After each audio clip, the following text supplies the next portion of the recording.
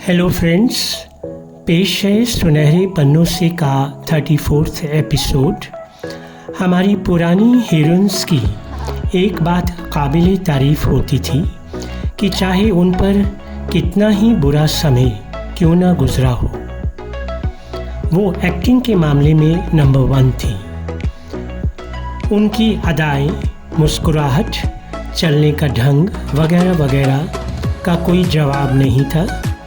चेहरे से कभी भी पता नहीं चलता था कि उनकी निजी ज़िंदगी किस दौर से गुजर रही है। साथियों, आज जो एपिसोड प्रस्तुत करने जा रहा हूँ, एक ऐसी ही गुजरे वक्त की हर दिल अजीज़ हीरोइन साधना शिवदासिनी पर है। इसको प्रस्तुत करने की एक ख़ास वजह है, वो ये कि साधना का मैं बहुत बड़ा फ़ैन भी हूँ। भावुकता में मैं आपको अपना पर्सनल एक्सपीरियंस इससे रिलेटेड बताना चाहूँगा। बचपन में मैं अपनी बड़ी बहन के साथ इनकी एक फ़िल्म अनीता देखने थिएटर में गया। उन दिनों में फ़िल्में देखने का ज़रिया सिर्फ थिएटर्स ही होते थे। फ़िल्म तो मैंने पूरी एंजॉय की, मगर क्लाइमेक्स में साधना को गुंडों ने पकड़ रखा था और वो बंदूक की नोक पर चलना शुरू करती हैं। अचानक हॉल में ऊंची आवाज़ में मैंने अपनी बहन को कहा, मेरी साधना अब मर तो नहीं जाएगी। आसपास के लोग बहुत हंसे। तो ये होती है फैंस की हालत, कैसे कलाकार हमारे दिलों जान पर हावी होकर राज करते हैं। साधना की फिल्में और गानों के बारे में मैं डिटेल में बताना ज़रूरी नहीं समझता, क्योंकि वो समय समय पर हम देखते रहते हैं। आइए इस कलाकार की निजी ज़िंदगी पर और कुछ कहे अनकहे किस्सों पर कुछ प्रकाश डालें। 1955 में राज कपूर की फिल्म आई श्री 420। इसके एक गाने में जो नादिरा और राज कपूर पर फिल्माया गया, वो है मुड़ मुड़ के ना देख मुड़ मुड़ के। में जो आसपास लड़कियां डांस करती हैं, उनमें एक लड़की है साधना शिवदासिनी। ये फिल्मों में उनकी पहली दस्तक थी। साधना कपूर खानदान की बहू बबीता की कज़न भी है। 1960 में बनी फिल्म लव इन शिमला से साधना कट बहुत मशहूर हुआ और ये उन पर सूट भी किया। फिल्म के डायरेक्टर और साधना के पति आर.के. नैयर ने ही ये साधना कट डिज़ाइन किया था।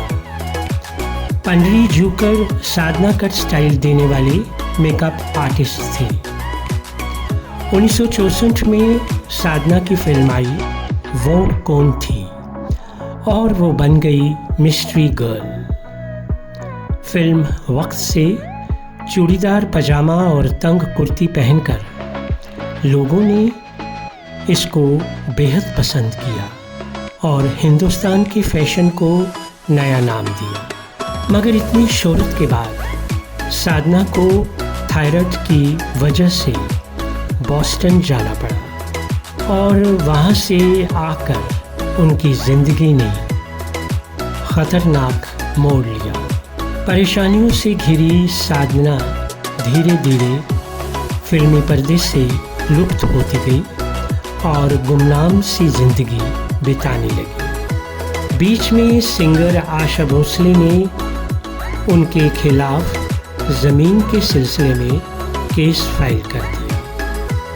30 साल के बाद साधना ने गुमनामी के चेहरे से पर्दा हटाकर एक ऑडियो इंटरव्यू आरजे अनमोल को दिया, जिसमें उन्होंने बताया कि मैं अपने ऑडियंस से बेहद प्यार करती हूँ, मगर मैं सामने नहीं आऊँगी।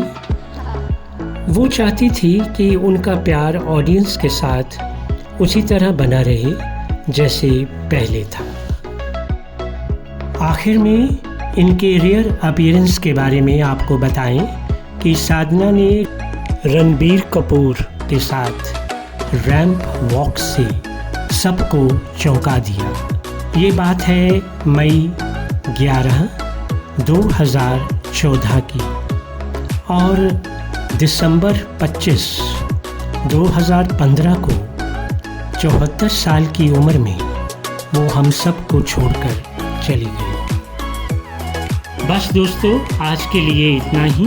अपने अगले एपिसोड में हम और भी ऐसी दिलचस्प बातें पुरानी फिल्मों और गीतों से संबंधित आपको बताएंगे। To get similar videos, please subscribe to my channel, comment below and press the bell icon. I'll see you next time. Till then, do take care of yourself.